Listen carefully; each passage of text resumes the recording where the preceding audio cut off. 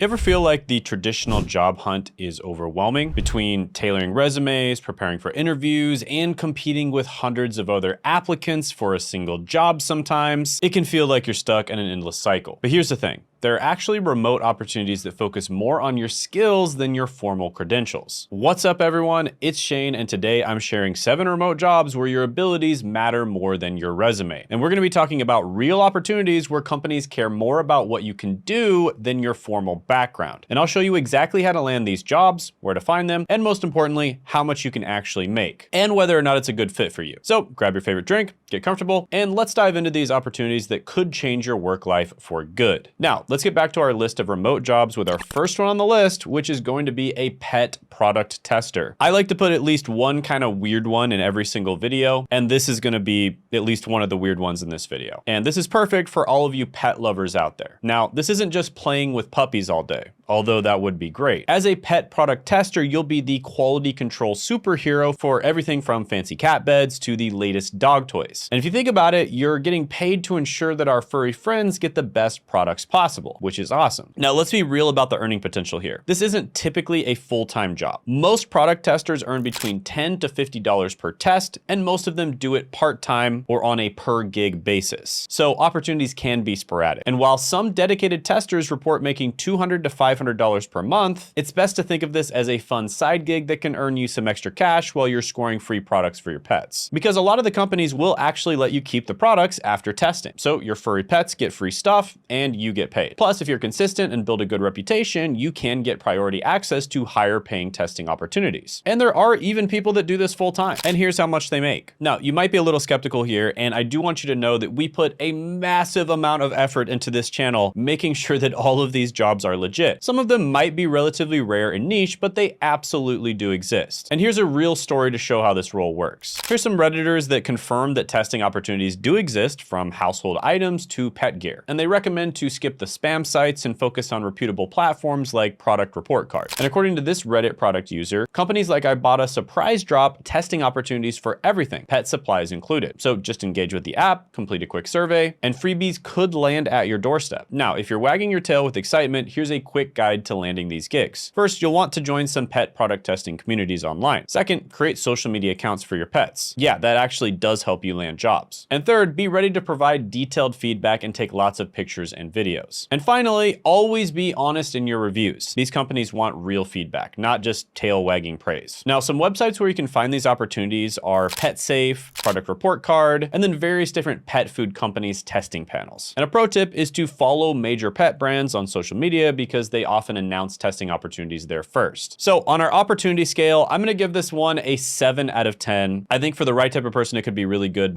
Actually, that one's really good. But for most people, it's mostly just a side hustle type of thing and a way to make a couple extra $100 a month. But it doesn't require a resume or an interview. And in many cases, you can get accepted immediately. Moving on to the next opportunity, we're gonna be talking about micro task workers, and there's a lot of websites for this, but we're gonna be talking about Taskverse. And this job is great for those of you with lightning fast fingers and eagle eyes. No, don't let the fancy name of micro task worker fool you. This is basically like being a digital handyman, but instead of fixing leaky faucets, you're completing small online tasks that AI just can't handle yet. And let's break down the money situation. As a micro task worker, you can expect to earn anywhere from a few dollars up to $20 for starters. And reported earnings online for micro tasks in general typically range from 10 cents to $20 per task, while some of the more complex tasks can make up to $60 per hour. However, most micro task workers average about $10 to $15 per hour when starting out. And the key is finding the right platforms and specializing in higher paying tasks like user testing or research studies, which typically pay $30 to $60 per session. And remember, this is best treated as a flexible supplemental income rather than a full-time salary. Now, some microtasks may involve doing user interviews such as testing games, and this fellow Redditor was able to earn a $60 gift card for 90 minutes of playing the game. So that's a pretty sweet way to earn $90. Plus, you can do this anytime, anywhere, even while watching your favorite Netflix show. And if you're ready to dive into the world of microtasks, here's your quick start guide. First, familiarize yourself with popular platforms like Amazon MTurk and Respondent.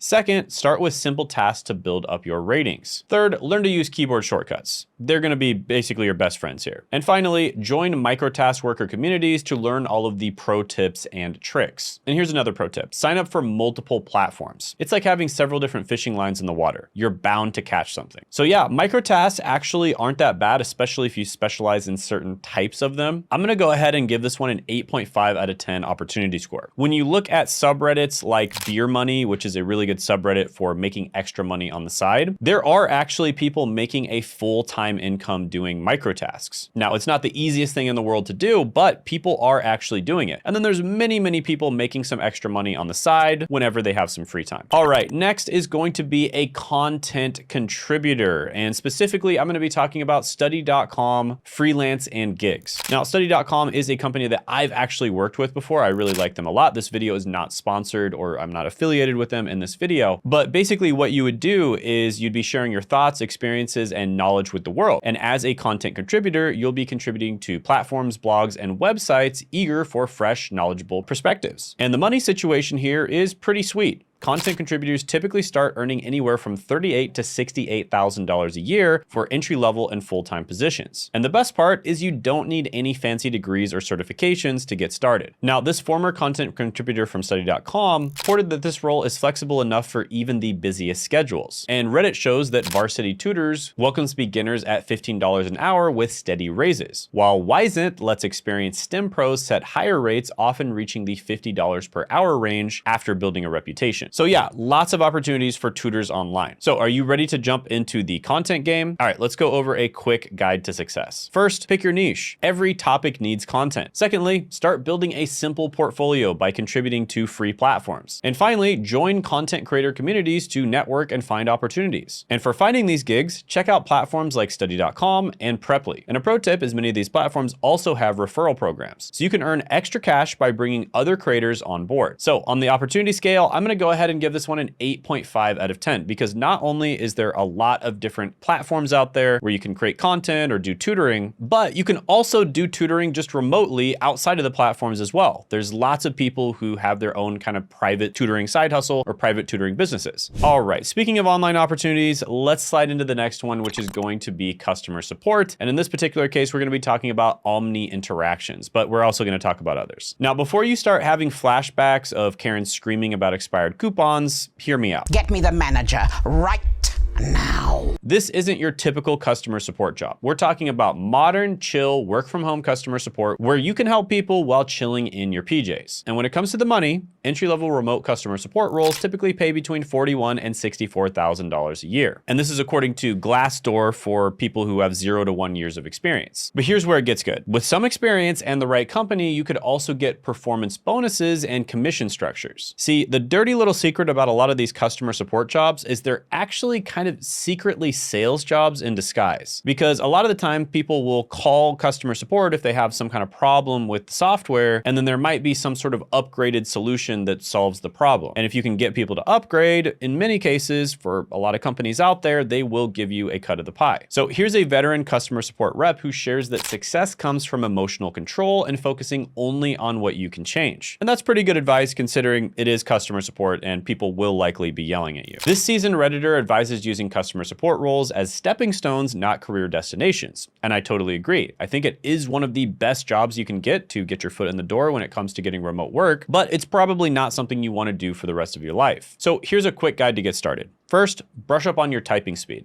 Aim for at least 50 words per minute. Second, get comfortable with basic tech troubleshooting. Third, practice your calm voice, the one that doesn't sound annoyed even when explaining something for the 5th time. And finally, learn to use common customer service platforms such as Zendesk or Freshdesk. Having familiarity with these in the interview will give you a lot of brownie points. And for job listings, check out companies like Omni Interactions and Working Solutions. And an insider tip here is look for companies that sell products that you actually use, because it makes the job way easier when you understand the product. So yeah, this one has a really good opportunity score in this particular context. I'm gonna give it a 9 out of 10. Again, it's one of the easiest jobs to land. It's not something you wanna do forever, but it's really solid. Next is going to be a content worker, and specifically daily transcription. And this is kind of like being a digital translator, but instead of traditional text, you're bridging language gaps. Are you a translator? Ah, tú eres el traductor.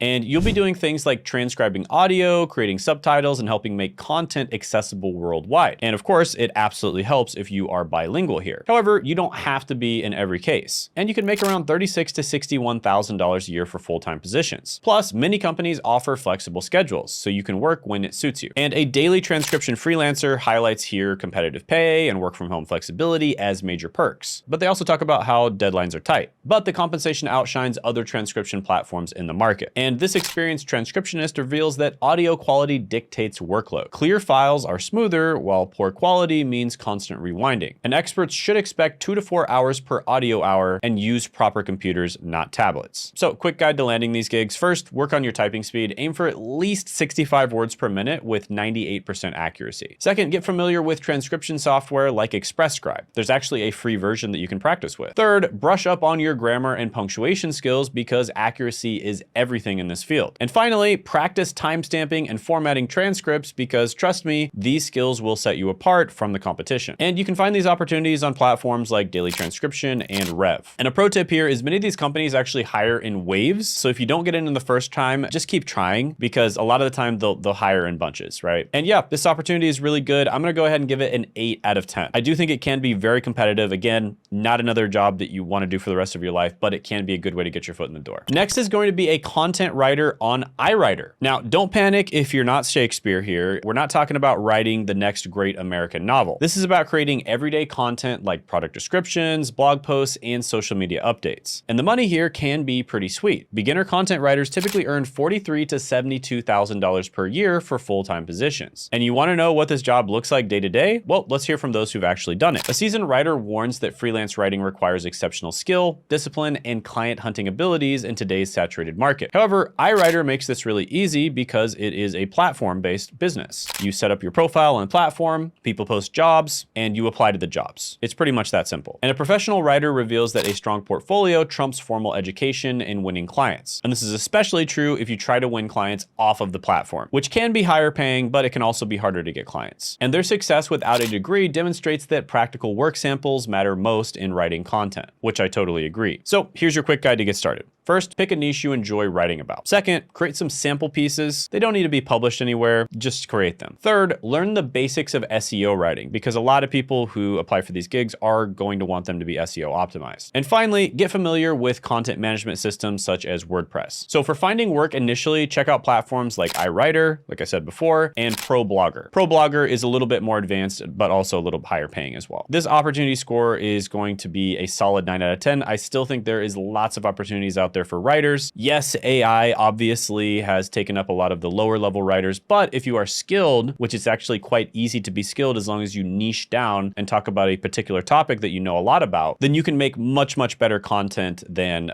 AI. Now, by the way, if you want to break into high demand, remote careers with proven skills that employers value that are a little harder to get into, you don't need a degree, you don't need a previous experience, but you do need a little bit of training. I highly recommend checking out Google's Data Analytics Professional Certificate.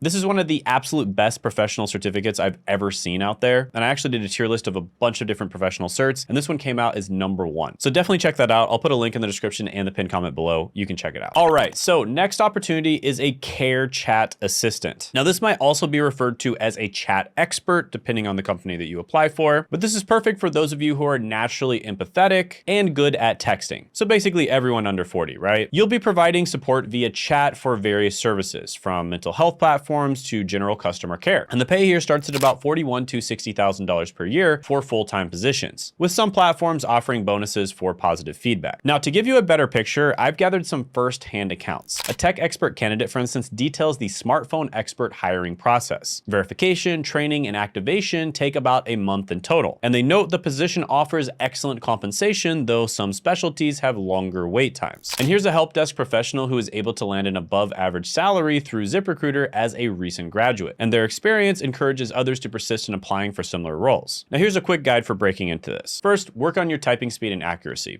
obviously. Second, learn about empathetic communication as well as conflict de-escalation. Third, get comfortable with multitasking because you'll often be handling multiple chats. And finally, familiarize yourself with common chat support platforms. Knowing these during the interview will set you apart. And then look for opportunities on platforms like Just Answer and various expert chat support companies. So yeah, this one's pretty good. It's basically customer support, but it's in chat. Chat is actually the #1 favorite way of consumers getting customer support. So people absolutely love it when companies have chat on their website, and it's becoming more and more common. So I'm gonna go ahead and give this one an 8.5 out of 10 opportunity score. Now, by the way, check out 9 boring but high-paying remote jobs, ones that are always hiring in 2025. I made that video earlier. People absolutely loved it, and you can check it out by clicking right here.